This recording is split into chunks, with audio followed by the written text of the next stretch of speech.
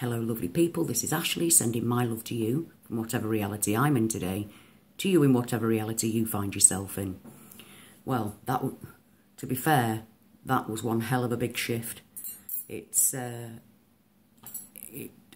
absolutely drained me beyond belief. Headache, weakness, all kinds. I felt completely off my feet. I was sick in the week, massive headache. It's not been a good one. This last shift, it's taken quite some considerable time to go from one. In fact, at the moment, I'm still in transit, although not everything is. Some things seem to have settled for me, like I still have the North Pole. I still have the North Pole. The North Pole, the beautiful, beautiful North Pole.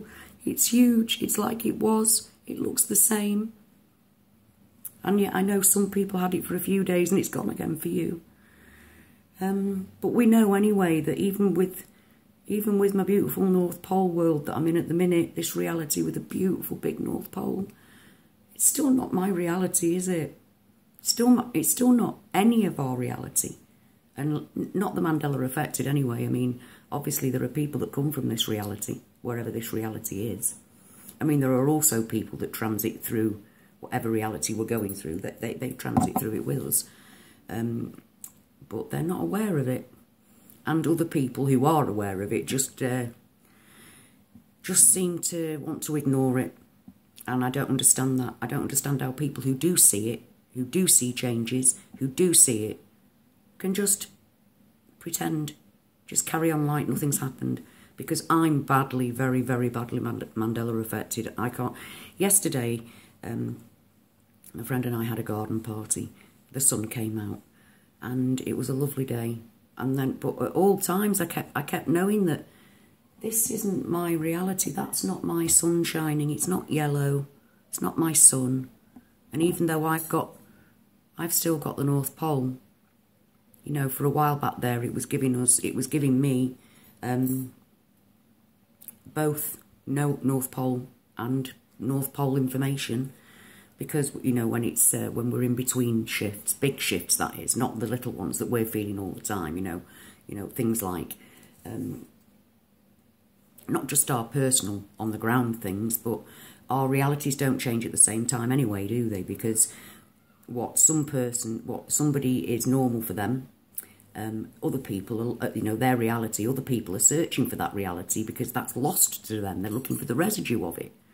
When other people live in that residue reality, part of it anyway, the bit that they're looking for, people are actually living that reality. So, yeah, this has been a massive shift, and I do know from talking to other people that we've all struggled through this one. It's been hard. It's been very hard, very draining. It's taken a lot out of us. And for me, it's still not actually stopped yet, so I don't know how long that's going to take. It's quite scary. I mean, we don't know where it's taking us. I mean, it's taken me back to the North Pole, but it hasn't taken me back to my original Orion with all my original things, with all my original history, all my original history. That's the world. It doesn't just boil down to the North Pole. And yeah, I'm so happy to see it. It's hard. It's really hard being Mandela affected.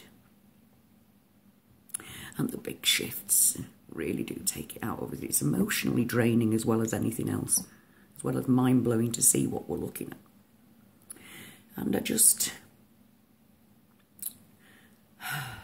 I'm going to post a link to something that I posted on our Facebook group.